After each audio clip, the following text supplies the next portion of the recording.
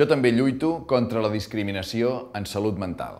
Els comunicadors juguem un paper destacat en la normalització i en l'eliminació d'aquelles barreres invisibles que es basen en les falses creences i en els estereotips.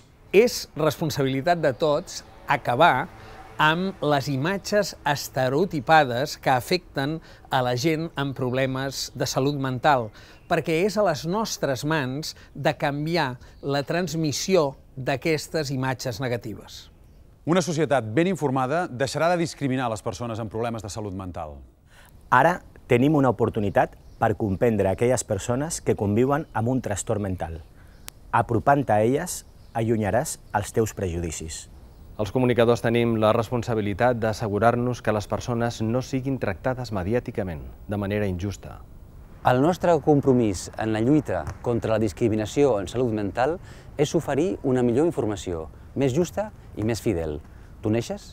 Mostrem una visió positiva de la salut mental, informant del que poden fer les persones amb problemes de salut mental i no pas d'allò que no poden fer, perquè siguin ciutadans de ple dret. Per la salut mental, no a la discriminació, sí a les persones.